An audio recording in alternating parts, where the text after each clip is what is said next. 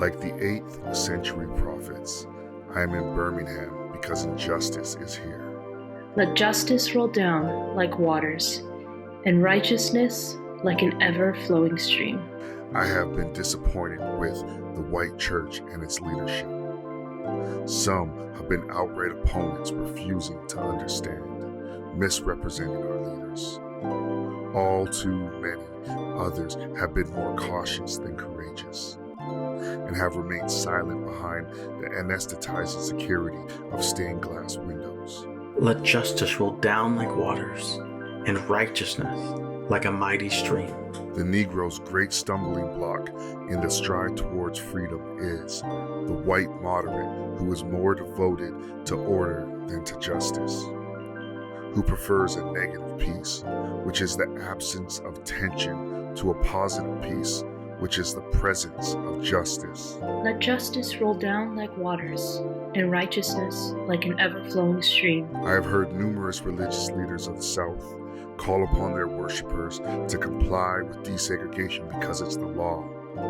But I have longed to hear white ministers say, follow this decree because integration is morally right and the Negro is your brother. Let justice roll down like waters, and righteousness like a mighty stream.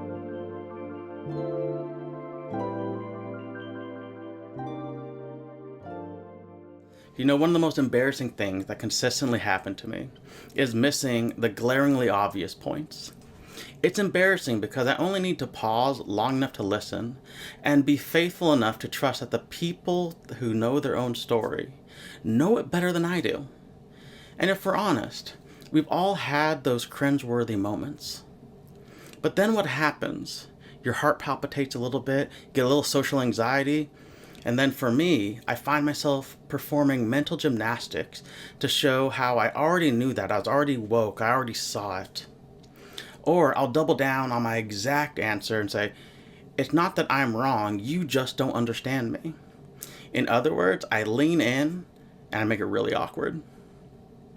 Now, this will tend to happen if when you hear us or someone talks about a we or a larger entity and you automatically assume it includes you. That should also be the first sign to tell you that you see yourself as naturally belonging to the dominant culture. So when we talk about naming, it's usually from outside of the expected us or we. It comes from the peripheral, it comes from the perspective of the margins, and it's there that the interpretation holds the divine potential to show us our blind spots. In fact, this happened while I was prepping this exact message. Because I was going over it with Megan and Carl.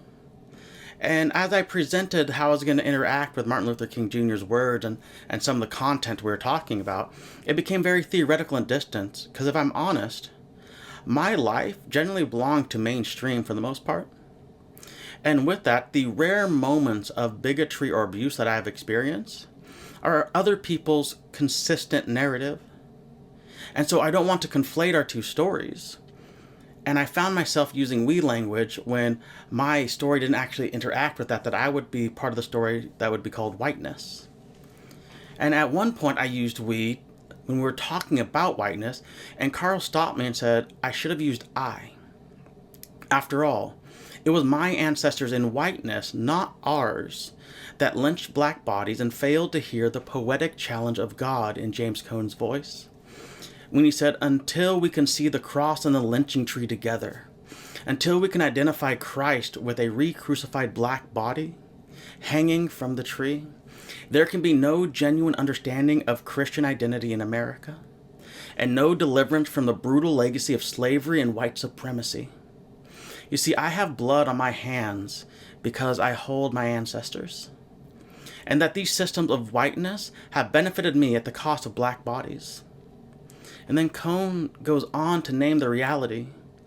In the lynching era between 1880 to 1940, white Christians lynched nearly 5,000 black men and women, in a manner which obviously echoes the Roman crucifixion of Jesus. Yet, these Christians, because let's remember, in all this time, especially in the South, the predominant religion would have been claimed to be Christian. They would have been at every religious festival. They would have been at every Sunday, in the same way that they would gather around the lynching tree. did not see the irony or contradiction in their actions. Pause there. Again, these faithful did not see the irony or contradiction of Christians updating the cross for new bodies, while missing the Christ swinging from the tree. This reality causes a visceral reaction in me because I actually want to distance myself from it at times, but I want this visceral response to be for the right reasons. Now, if the reaction is to the term whiteness, or to defend America because those were different days, we've come so far, rather than hear the prophetic naming of Cone, then whiteness has blinded my eyes and deafened my ears. It could also mean I need for whiteness to be explained to me. I need another's voice to name what whiteness is. So let me give you a few really gifted people of color scholars. Dr. Willie Jennings says, whiteness is not first a person or a people. It is a way of organizing life with ideas and forming a person's that distorts identity and strangles the possibility of dense life together. A way of being in the world and seeing the world that was formed in the colonial theater, where only whiteness could speak the truth for people more accurately than people's own accounts of themselves, which seduces people into inhabiting whiteness and agreeing with its meaning making. This is the reality that Dr. Kelly Brown Douglas also said is not marked by its uniquely creative and enriching social contributions. Rather, it is distinguished by its ability to promote the sanctity of whiteness by devaluing that which is non-white. The reality being named formed the world which Martin Luther King was born into, marched against, and ultimately was killed by. I wouldn't have witnessed my complicity alone. It wasn't an intentional move. It's not like I sat there and said, oh, if only I could use my whiteness to erase history. But I needed the voices of Carl and Megan to name it for me, to offer their voices for my development so that I can move towards a better story. Placing my faith in their knowledge of their experience and the experience of the POC better than my own knowledge. Trusting that when they speak to bring me into community, to name the part of me and my mental schemes which keep me distant from a wider community, it is not to embarrass me or to accuse me. It is to move me towards the kind of believer I desire to be, to understand and embody the experience that Miguel de la Torre's words call us to when he says racism has nothing to do with my bias. Racism means complicity with the social structures that are racist.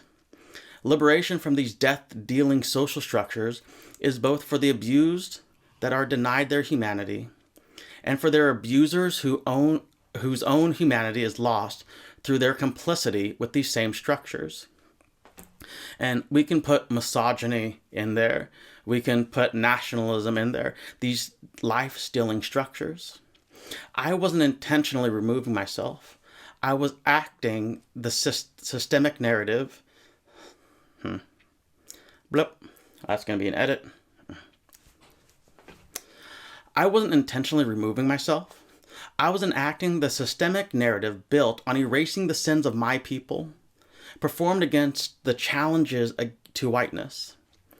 This is why today we will speak about naming, about allowing voices from the margins to challenge common sense understandings of culture and to provoke us out of apathy.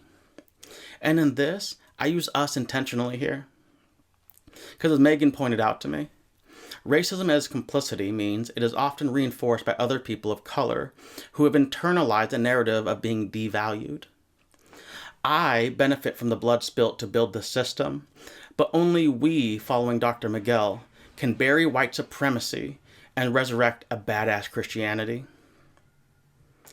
So the violence of waiting will move from Amos through Martin Luther King Jr., his letter from Birmingham, where he was jailed by a complicit response to white supremacy, and it was enabled by the apathetic response from those standing around. And then look towards some of the new voices that are giving life to this call. See, Dr. King was born into a world consuming the lives of our POC brothers and sisters, and like Paul, he was compelled by the love of Christ to turn America upside down. saying, just as the 8th century prophets left their little villages and carried their "Thus saith the Lord" far beyond the boundaries of their hometowns, he too was compelled to carry the gospel of freedom beyond my particular hometown. And I would say it was a freedom defined by the prophet Amos, siding with those who could not get their day in court, against those who laid heavy taxes on the poor. It was not a neutral freedom. MLK continued, I gradually gained a bit of satisfaction from being considered an extremist. Was not Amos an extremist for justice? Let justice roll down like waters, and righteousness like a mighty stream. This was a demand for a this-world justice. He named the black reality of the inability to get justice in court, of the inability to find out who kept bombing their churches, of the inability to find out who was murdering their people. He named the black reality to restore the humanity, recognizing the imago Dei of the oppressed and ultimately the oppressor as well. So now let's step back into Amos, the 8th century MLK, and let's listen to some of the words that he was quoting. In Amos 5:1, it says, listen to this funeral song I'm ready to sing about you, family of America. Because you impose heavy rent on the poor and take a tribute of grain from them. Take away from me the noise of your songs. I will not even listen to the sound of your harps. But let justice roll like water and righteousness like an ever-flowing stream. See, the prophet sings a funeral song because the marginalized are abused, which hinders justice and righteousness for the poor. Justice and righteousness in this, or mishpat and sadiq, they're relational terms. So mishpat were the decrees of the elders made at the city gate, and the city gate would be understood as their court of law, their place of power where the known and the affluent would gather around to make rules. And these rules were supposed to be representative of God's legal system that would call to delimit the powerful and to elevate the oppressed. Sadiq is a term denoting doing right by somebody. It cannot be used as an abstraction. We can't be righteousness as a state of being. I can only be righteous too, because this verb needs an object. The legal systems could not just be an abstract righteous, but had to be righteous for those who would not be heard at the city gate. The prophetic judgment came because business as usual allowed heavy rent or starvation wages to be inflicted upon the poor.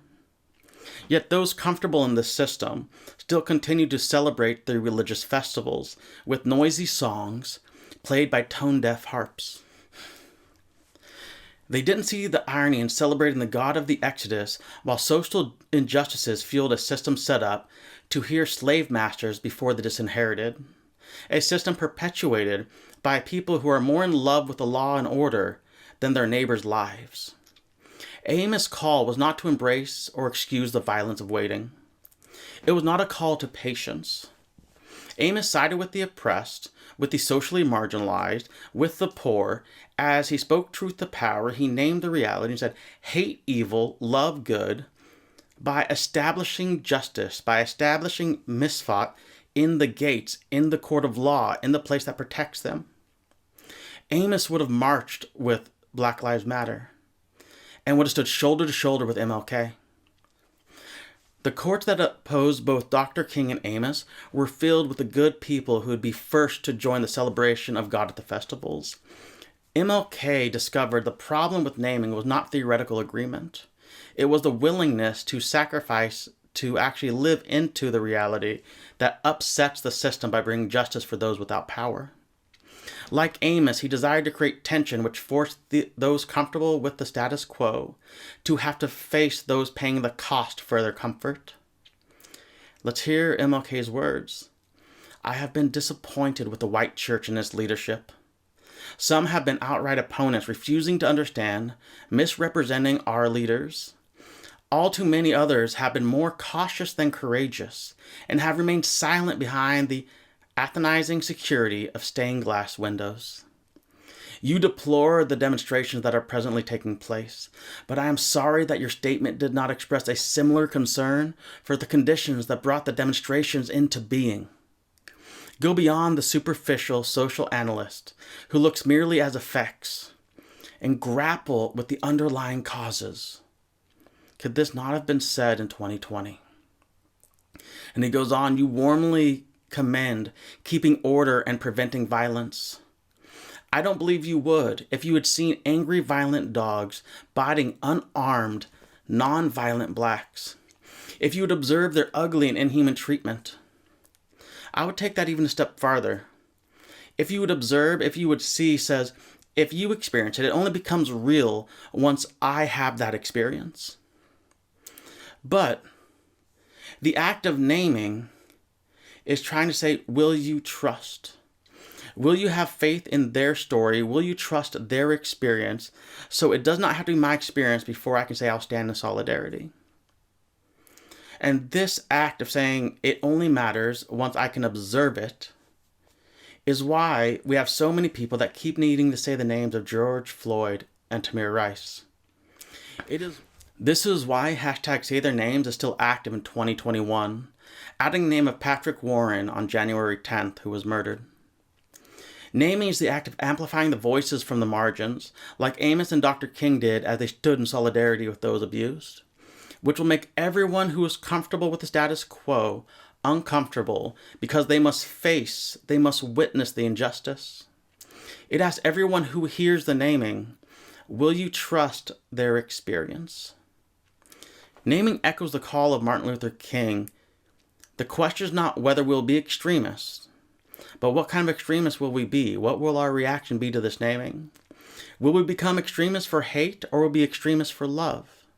Will we be the extremists for the preservation of injustice, or be extremists for the cause of justice? If we do this, if we place our faith in humanity as God did when he was incarnate, then we will see justice and righteousness flow, as we will realize the dream of MLK updated by Dr. Miguel Torre. We will bury whiteness and resurrect a badass Christianity. The decolonization of a liberating faith expression intended to upset the prevailing social order designed to maintain the status quo. A commitment to a radical solidarity with the oppressed, realizing that no one can ever be saved as long as the poor continue to be damned by our current economic and legal structures. A rejection of laws and regulations made mainly by men, especially white men, which trespass upon basic human rights of all. Will become disruptive and revolutionary, overturning the temple's tables of oppressors, calling BS on religious hypocrisy, sacrificing all, even one's life or security, for the sake of justice. Such a Christianity can arise only from the margins of society, among those who are disenchanted, disheartened, and discouraged with the normative and subjective Eurocentric virtues expounded in a white Christianity. And this naming, these actions will happen until justice rolls down like a river and righteousness like an everlasting stream.